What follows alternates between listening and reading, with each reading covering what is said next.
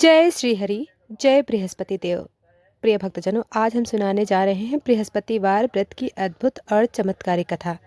एक ऐसी कथा जिसे सुनने मात्र से दुर्भाग्य दूर होता है, किस्मत चमकती है और जीवन में सुख समृद्धि का सूर्य उदय होता है। देवताओं के गुरु, ज्ञान और बुद्धि के देव भगवान बृहस्पति देव की महिमा अपार है।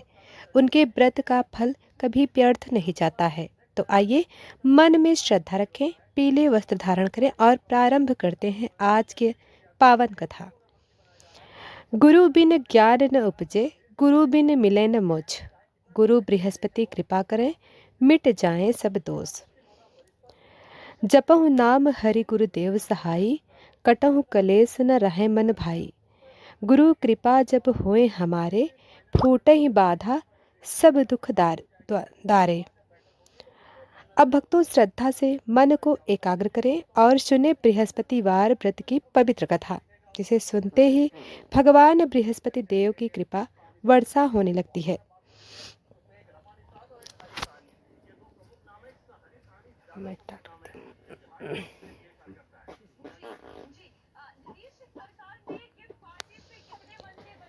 प्रिय भक्तजनों, बृहस्पतिवार भगवान विष्णु, गुरु ग्रह और देवताओं के आचार्य बृहस्पति देव को समर्पित है। इस दिन व्रत करने से बुद्धि, ज्ञान, धन, सम्मान, पुत्र, सुख और दाम्पत्य जीवन में स्थिरता आती है। जीवन की हर रुकावट दूर होती है और घर में सोने जैसे शुभ फल मिलते हैं। प्राचीन समय की कथा। बहुत समय पहले एक नगर में एक बहुत ही धनवान परंतु अत्यंत लोभी और स्वार्थी व्यक्ति रहता था। उसके घर में धन की कोई कमी नहीं थी, पर उसके मन में दया, धार्मिकता और श्रद्धा का भाव बिल्कुल नहीं था। उसकी पत्नी स्वभाव से धार्मिक, सरल और अत्यंत दयालु थी। वह प्रतिदिन भगवान विष्णु की पूजा करती, गुरुवार का व्रत करती और गरीबों को दान करती थी। लेकिन उसकी यह धार्मिकता उसके पति को बिल्कुल पसंद नहीं आती थी। वह हमेशा गुरुवार को पीला कपड़ा न पहनने देता, पूजा न करने देता और कहता, दान करने से क्या मिलता है, सिर्फ धन घटता है।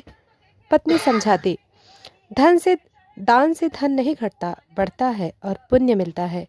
पर पति कभी नहीं मानता। एक दिन स्वयं बृहस्पति देव भिक्षुक बनकर आए। एक गुरुवार को बृहस्पति देव ने उनकी परीक्षा लेने का निश्चय किया। वे पीले वस्त्र धारण कर हाथ में कमंडल लिए भिक्षुक के रूप में उसके द्वार पहुँचे। पत्नी ने जैसे ही उन्हें देखा, तुरंत समझ गई कि यह साधारण भिक्षुक नहीं। वह विनम्रता से बोली, स्वामी कृपया अंदर आइए, मैं आपका सत्कार करती हूँ। वह उन्हें भोजन देना चाहती थी, लेकिन तभी उसका पति तेज आवाज में बोला, गुरुवार को कुछ नहीं देना है, न खाना, न पानी, न दान, जाओ यहाँ से। बृहस्पति देव शांत स्वर में बोले, पुत्र, दान देने से धन कम नहीं होता, बढ़ता है। पर वह व्यक्ति और क्रोधित हो गया। उसने पत्नी को भी डांटा और भिक्षुक को घर से निकाल दिया। बृहस्पति देव ने दिया वचन। घर से निकलते समय बृहस्पति देव शांत स्वर में बोले, आज तुमने दान का अपमान किया है। जिस धन पर तुम्हें घमंड है, वह धन बहुत जल्द नष्ट होगा। और ऐसा ही हुआ। धनवान अचानक हो गया कंगाल। कुछ ही दिनों में व्यापार बंद हो गया, धन समाप्त हो गया, संपत्ति बिक गई, घर का सारा सुख छिन गया। धीरे धीरे उसकी हालत इतनी खराब हुई कि भोजन के लिए लाले पड़ने लगे।